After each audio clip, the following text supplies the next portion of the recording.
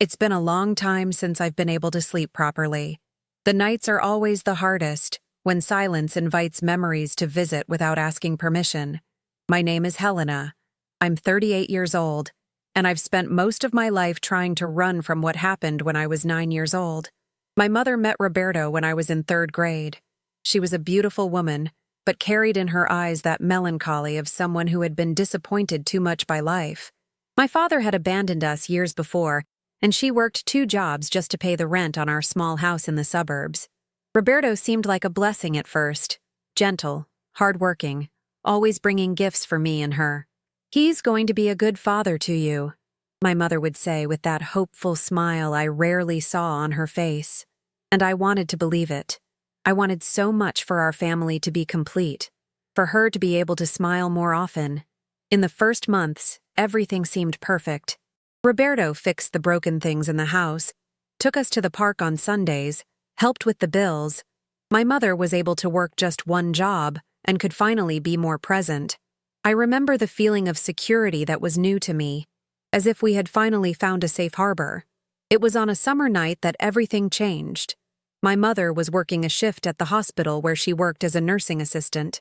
Roberto said he would take care of me, that I didn't need to be afraid of being alone with him. I trusted him. We had built what seemed like a father-daughter relationship. He helped me with my math homework, taught me to ride a bike, treated me as if I were his daughter. I won't go into details about that night. Some wounds, even after decades, still bleed when touched. What I can say is that from that moment on, something inside me broke. That child with bright eyes and colorful dreams was silenced. In her place, a girl was born who learned to make herself invisible, who began to fear touch, who started to believe that her body didn't belong to her. The worst part wasn't just the abuse itself, but the silence that came after. Roberto said that no one would believe me, that my mother would be devastated, that our family would be destroyed, and it would be my fault. And I, at just 9 years old, carried that secret like someone carrying a stone tied to their chest while trying to swim. For 3 long years, I lived in that nightmare. At home, I learned to disappear. I stayed at school as long as possible, locked myself in my room, pretended to be sleeping. At school, I became the invisible student, the one teachers know exists but never really notice. My grades dropped, my smiles became rare, my eyes lost their shine. And when someone asked, I said I was just tired. My mother, always busy between work and household chores, noticed something was different, but attributed it to the beginning of adolescence. "All girls get strange at this age," she would tell herself, as if trying to convince herself that everything was normal. And Roberto, he became a master at being 2 people, the perfect husband in front of others, and the monster when we were alone. It was at age 12 that I finally found courage. It wasn't planned. It wasn't heroic. It was just desperation. After another night when he entered my room, something in me simply exploded. The next day, at school, I told the science teacher, Mrs. Clara, a woman with kind eyes who always asked if I was okay. The words came out stumbling, between tears and shame, but they came out. What followed was a whirlwind. Social workers, psychologists, police stations, testimonies. My mother, devastated between the guilt of not having noticed and the anger of having been deceived, didn't know how to handle the situation. Roberto was arrested, but the damage was already done. Our family was never the same again. The following years were of reconstruction. We moved to another city, started from scratch. My mother and I, 2 survivors, trying to rebuild a life from the rubble. We had help, therapy, support groups, some relatives who didn't judge us.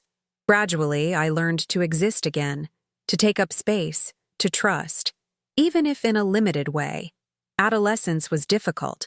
While other girls were discovering first loves and dreaming of dances, I fought against recurring nightmares, against the fear of being alone, against the constant feeling of being dirty. Relationships were almost impossible. How do you trust someone when the first person who should have protected you was the one who hurt you? At 18, I left home to study in another city. I needed distance, a place where no one knew my story, where I could try to be just Helena, not the girl who was abused by her stepfather. I chose psychology, perhaps in an unconscious attempt to understand myself, to find words for pain that seemed to have no name. In college, I met Mariana, my first true friend since childhood.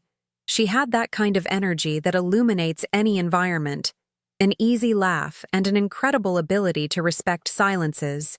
With her, I learned to laugh again, to go out, to experience small freedoms. It was at one of our study meetings that I met Gabriel, her boyfriend's friend. Gabriel was different from any man I had ever met. Calm, patient, with a rare sensitivity. He didn't insist when I pulled back, didn't pressure when I needed space, didn't demand explanations for my sometimes strange reactions. Our friendship grew slowly, like a fragile plant that needs special care to flourish.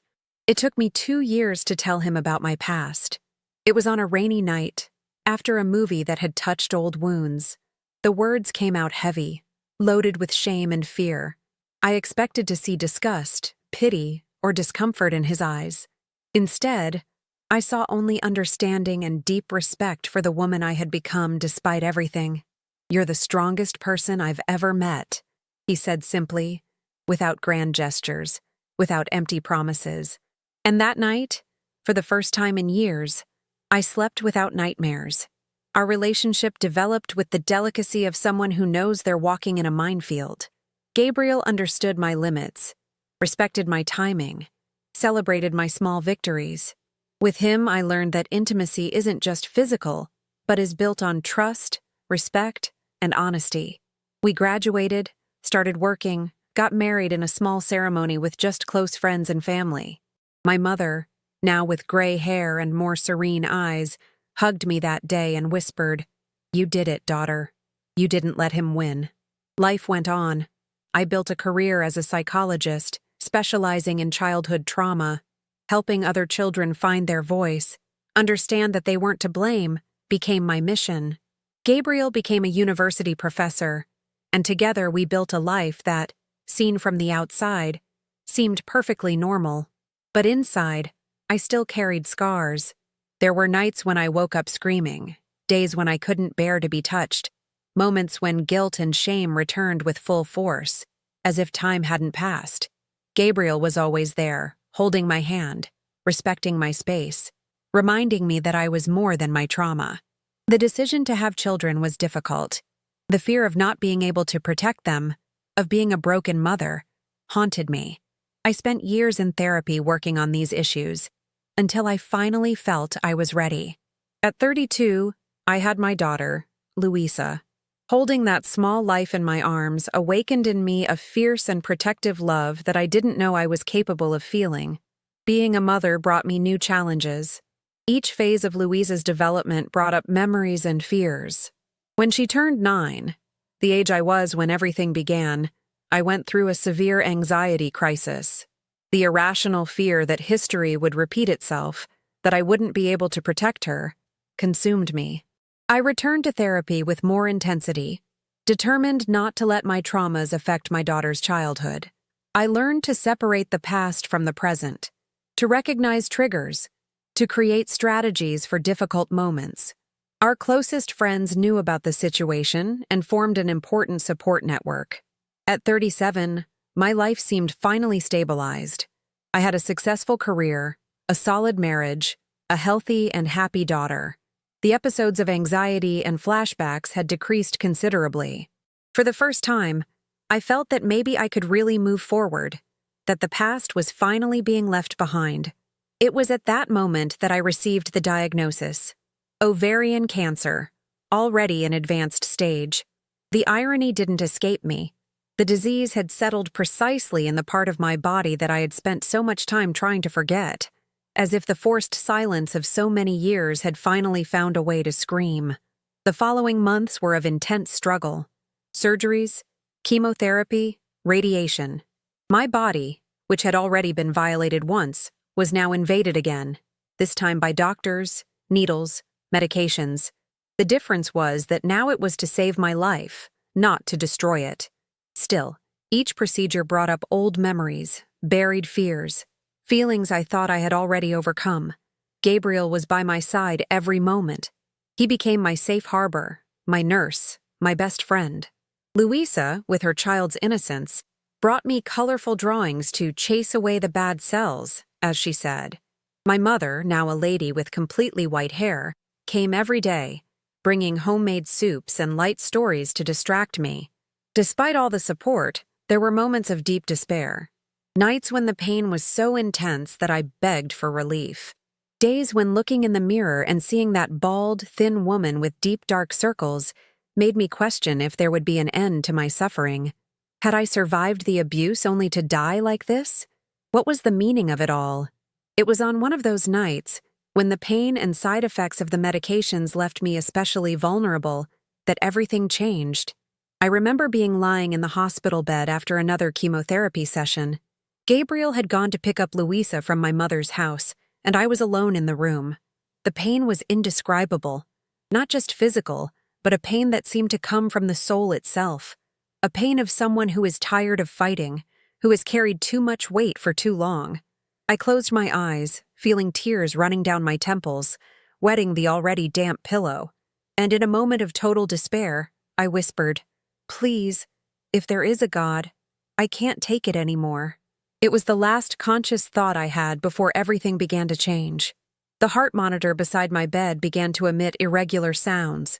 I felt my body getting heavier and heavier, as if I were sinking into the mattress. The pain, which before was overwhelming, began to diminish. Not like someone taking a painkiller, but like someone moving away from the source of suffering. I tried to call the nurse, but my voice didn't come out. I tried to move my arm to press the emergency button, but my limbs didn't respond. An initial panic took hold of me. Am I dying? Is this how it happens?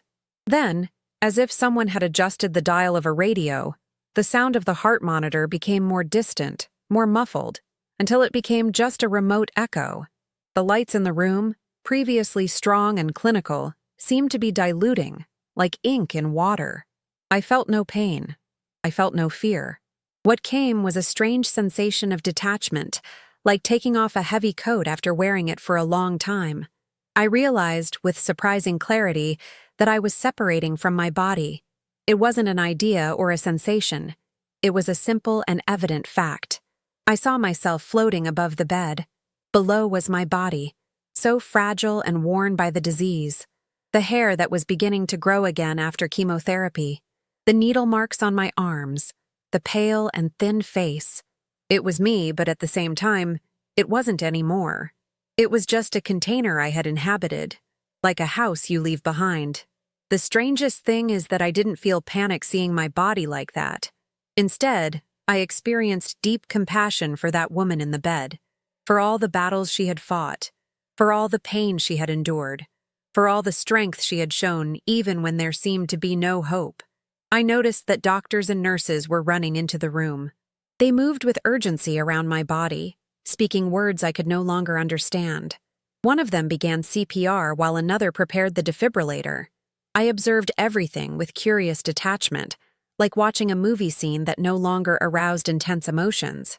It was then that I noticed I wasn't alone in that new perspective. There was a presence beside me, not a defined form, but a warm and welcoming consciousness. There were no words, just a deep and immediate understanding. It was time to go.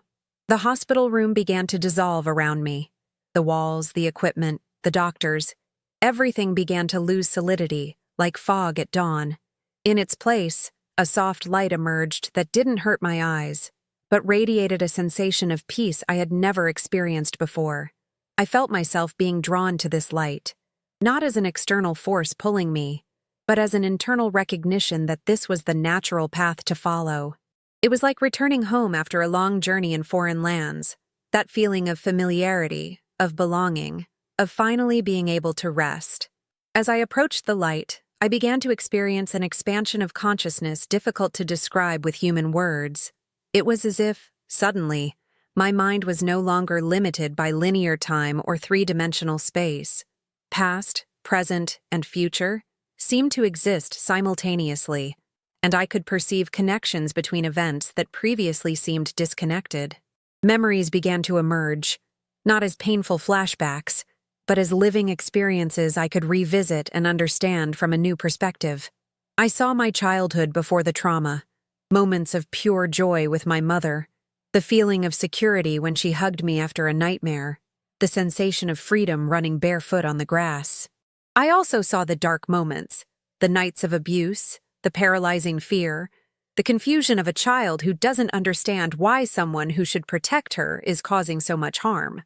But now, instead of the horror and shame these memories had always brought, I observed them with deep compassion for that little girl. It wasn't emotional detachment.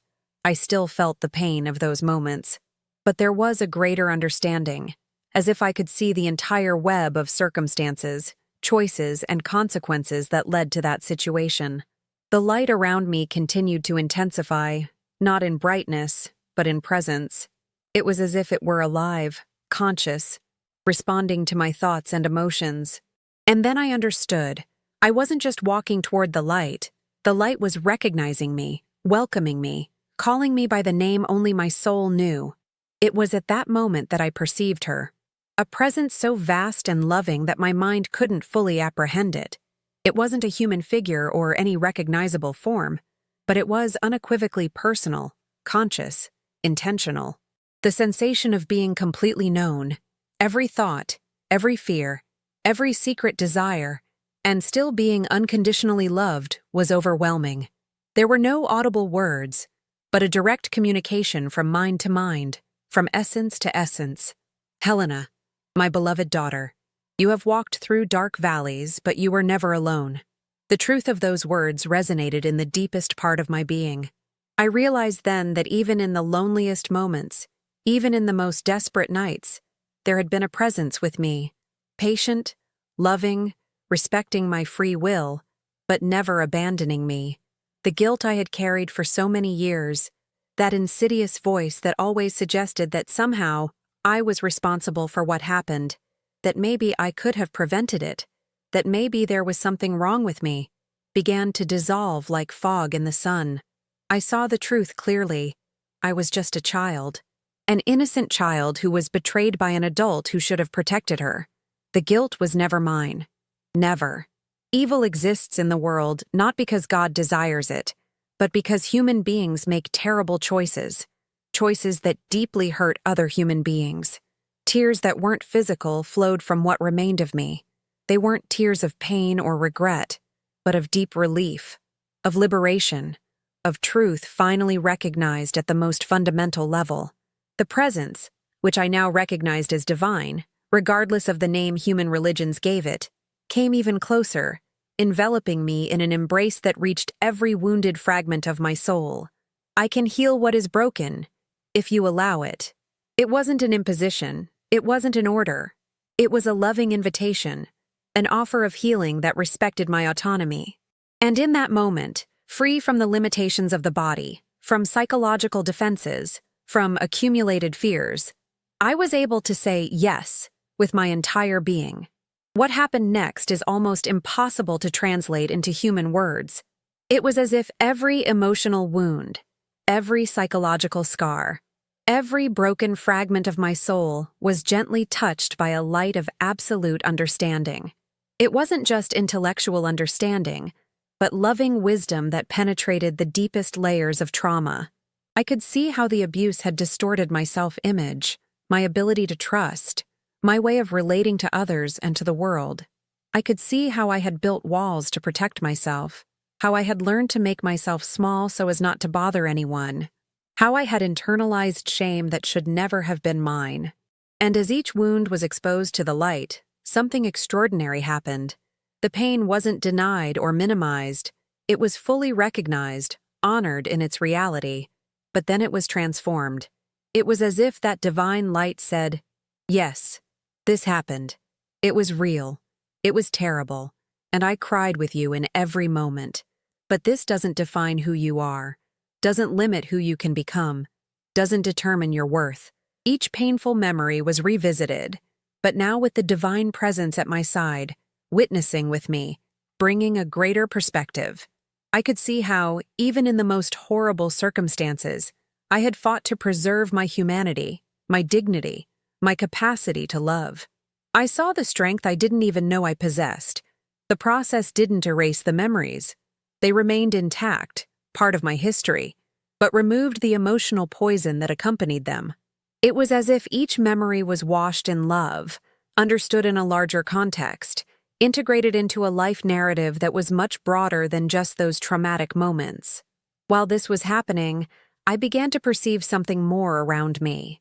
I wasn't alone in that space of light. There were other presences. Some I recognized immediately, others that seemed familiar in a way that transcended my current life. My grandfather, who had died when I was only 5 years old, was there, not as the sick man from my last memories, but vibrant, strong, radiant with love. He smiled at me with recognition that went beyond words, and I knew he had accompanied me somehow throughout my earthly journey. I also saw a woman I instinctively recognized as the grandmother I never knew. She had died before my birth. Her eyes, so similar to mine, overflowed with love and pride. "You are so strong," she seemed to say without words. "Much stronger than you imagine." And then, a smaller presence approached, a child I had never seen before, but whom I recognized at a level beyond reason. It was the baby I had lost in a miscarriage years before, between cancer treatments. A son or daughter who had barely begun to form before returning to this plane. There was no sadness in this encounter, just serene love and the understanding that we were connected beyond time and physical space. These presences, familiar, loving, welcoming, surrounded me like a silent chorus of witnesses. They weren't there just to receive me, but to confirm a truth that was beginning to awaken in me. We are never truly alone. The web of connections that unites us transcends physical death, transcends linear time, transcends the limitations of ordinary human perception. The divine presence that enveloped me expanded my consciousness even further, and I began to perceive something surprising. I could feel the impact my life had had on other people, not just the obvious ones, my daughter, my husband, my mother, but in circles that expanded far beyond what I had imagined. I saw the patients I had treated as a psychologist, traumatized children and adolescents who, through our work together, had found strength to rebuild their lives. I saw how many of them, in turn, had positively impacted other people. It was like watching waves propagating from a stone thrown in water, going far beyond the initial point of contact. I saw friends, colleagues, even strangers I had interacted with briefly, a gentle smile to an exhausted cashier, a word of encouragement to an insecure student, a moment of sincere listening for someone in crisis, actions that seemed small, insignificant at the time, but had touched lives in ways I could never have imagined. Nothing was lost. No act of kindness, however small, failed to create its impact on the fabric of reality. Similarly, I could see how acts of cruelty or indifference also created their own waves, not as moralistic judgment, but as a simple observation of the interconnection of all things. "Do you see now?"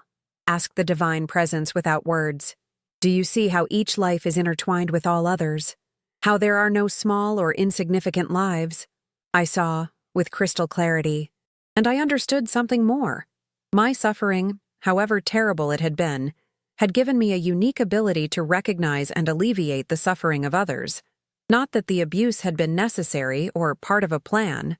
That would be a perversion of truth. The evil done to me was never desired by God. But from that evil, with my own choice to seek healing and help others, something beautiful had been born.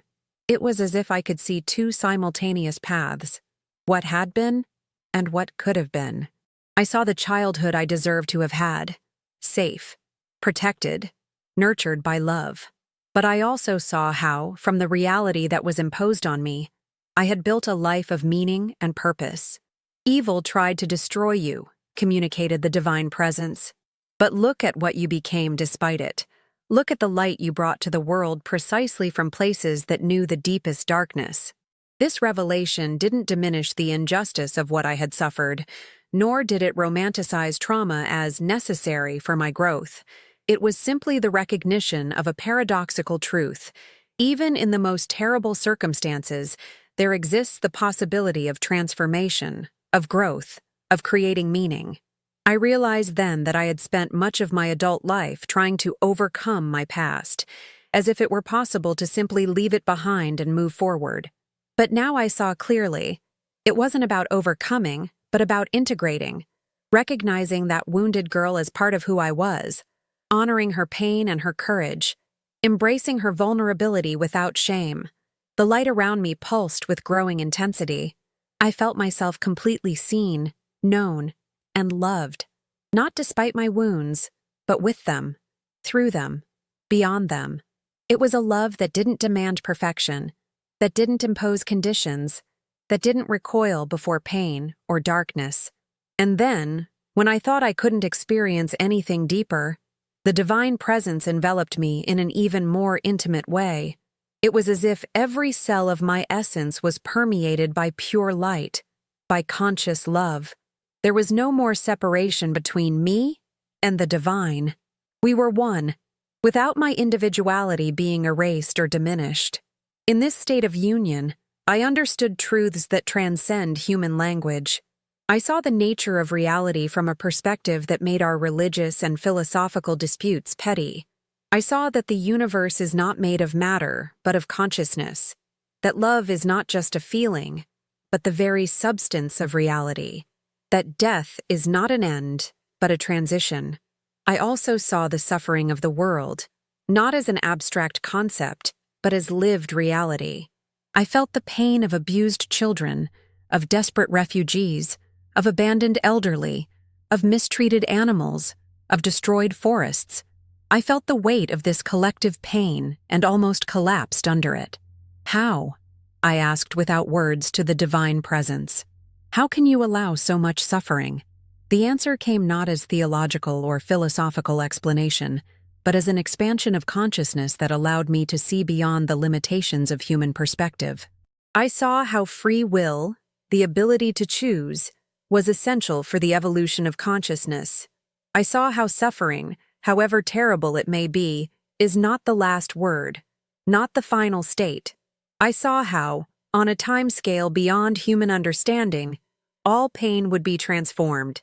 Every tear would be wiped away. Every wound would be healed. It wasn't cheap comfort or superficial justification for suffering.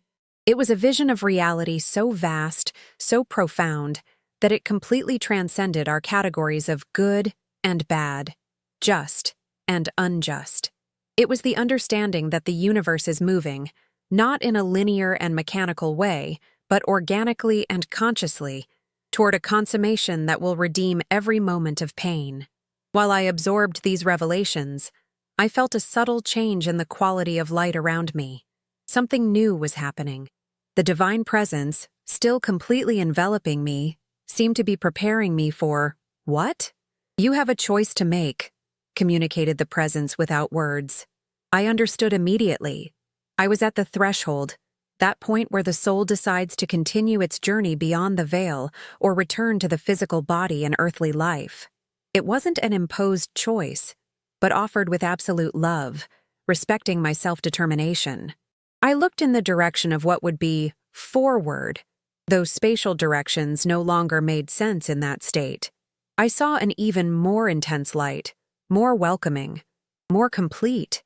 I knew instinctively that following that direction would mean leaving the physical body definitively, completing the transition that humans call death. The idea was incredibly attractive. All physical pain had ceased. The weight of trauma, though not erased from memory, had been transformed into wisdom. The prospect of continuing in this state of peace, love, and expanded consciousness was almost irresistible. But then I looked in the other direction, backward, though that word was also inadequate. I saw my body in the hospital, surrounded by doctors fighting to revive it. I saw my husband Gabriel running down the corridor, his face contorted with fear and despair. I saw my daughter Luisa at home, not yet knowing what was happening, but intuitively sensing something was wrong. I saw my mother praying in her room, silent tears streaming down her aged face. The love I felt for them at that moment was overwhelming. Not a possessive or dependent love, but a clear, pure love, without the distortions of fear and insecurity that often contaminate our earthly relationships. I could clearly see the impact my definitive departure would have on their lives. It wasn't vanity to think they would miss me. It was simply recognizing the deep bonds that united us. I hesitated. Returning would mean facing physical pain again, the fight against cancer, the debilitating treatments. It would mean returning to feel the weight of the human condition after having experienced the lightness of the liberated spirit. But it would also mean more time with the people I loved, more opportunities to share what I had learned, more chances to help others find healing. The divine presence, sensing my hesitation, enveloped me even more deeply. There was no judgment, no pressure, just infinite love and understanding. If you choose to return, came the wordless communication. You will carry with you what you learned here, though filtered by the limitations of physical consciousness. You will be different, touched by eternity in a way that few experience during earthly life. And I will be with you, as I always have been, in every moment. I felt a wave of gratitude so intense it seemed my essence would explode with love. Gratitude for the healing I had received, for the truth I had contemplated, for the love I had experienced in its purest form. And then, with surprise, I realized I had already made my choice. It wasn't a rational decision, weighing pros and cons. It was a spontaneous movement of the heart, a yes to the life that still awaited me, to relationships that could still deepen, to work I could still accomplish. The divine presence, which I now recognized simultaneously as God, love, supreme consciousness, independent of the name human religions attributed to it, enveloped me in one last embrace of light. Remember, came the final communication, not as an order, but as a blessing. Remember who you really are. Remember that love is stronger than fear. Remember that you are never alone. And then I began to feel a gentle attraction back to the body. It wasn't a fall or a sudden pull, but a smooth gliding, like being carried by a gentle current. The light began to gradually diminish, not disappearing completely, but changing quality, like the sun that sets but leaves a glow on the horizon. The loving presences that surrounded me, my grandfather, my grandmother, the baby I had lost, other souls I had recognized, slowly moved away, not with sadness, but with serene understanding that our reunion had been real and that we would see each other again. There was no goodbye, just see you later. As I approached the body, I began to feel its limitations again, the weight, the density, the pain. For a moment I hesitated, frightened by the contrast between the freedom I had experienced and the confinement that awaited me. But then I remembered the choice I had made, the love that moved me, the deeper understanding I now possessed. And with one last movement of surrender, I plunged back into the physical form I had temporarily abandoned. The sensation was initially one of constriction, like wearing wet and tight clothes after swimming naked in warm waters. The pain returned. Not just the pain of cancer, but the pain of tubes, needles, desperate medical interventions to bring me back. I heard distant voices. "We have a pulse. She's coming back." And then, with an effort that seemed superhuman, I opened my eyes. The hospital light hurt my eyes after the softness of that other light. Worried faces surrounded me. Doctors, nurses, all with expressions of relief and amazement. One of them murmured something about almost losing her, while another checked my vital signs with clinical efficiency. I wanted to speak, to say I was okay, that I had experienced something extraordinary, but my throat was obstructed by a tube. I tried to raise my hand, but I was too weak, connected to tubes and monitors. It was then that I saw Gabriel entering the room, his eyes red from crying, his face marked by fear. When his eyes met mine, I saw first disbelief, then overwhelming relief, then something that seemed almost reverent. He approached slowly, as if afraid I might disappear if he moved too fast. He took my hand gently, avoiding the tubes and needles. "Helena?" he whispered, his voice breaking on the second syllable. I couldn't speak, but I tried to convey with my eyes everything I felt, the love I had brought back with me, the gratitude for him being there, the deeper understanding I now possessed about life, death, and everything beyond. Something in my gaze must have communicated at least part of that, because I saw tears spring up in his eyes, You came back, he said simply. You really came back. The following days were of intense physical recovery. My body had gone through severe trauma. My heart had stopped for almost 4 minutes, long enough for the doctors to almost give up. A medical miracle, they said, shaking their heads as they checked my tests, surprised by the absence of significant neurological damage. When I could finally speak after the tube was removed, my first words were to Gabriel. I need to tell you what I saw. He sat beside the bed, held my hand with that gentleness he had always had, especially in the most difficult moments, and simply said, I'm listening. I told him everything. The separation from the body, the light, the divine presence, the inner healing, the revelations about the nature of reality, the encounter with beloved souls, the choice to return. The words seemed inadequate, too small to contain the immensity of the experience, but they flowed from me like a river finally released after a long drought.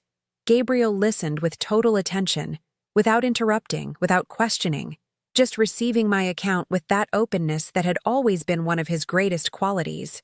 When I finished, we remained in silence for a long moment. Not an uncomfortable silence, but a full silence, as if the words needed time and space to be completely absorbed. I believe you, he said finally, the simple words loaded with deep meaning. It wasn't just a declaration of confidence in my sanity or honesty. It was recognition of the transformation he could clearly see in me, something that went beyond neurological or psychological explanations. My mother, when she came to visit me, reacted differently, but equally lovingly. Raised in a traditional Catholic tradition, she interpreted my experience through the lenses of her faith. It was Our Lady who interceded for you, she said with serene conviction. I prayed so much. I didn't try to correct her interpretation or impose my own understanding. The truth I had experienced was beyond any specific religious system, and there was beauty in how each person translated it according to their own spiritual journey. The most difficult encounter, and also the most significant, was with Louisa. How do you explain to a 9-year-old child that her mother had briefly died and returned?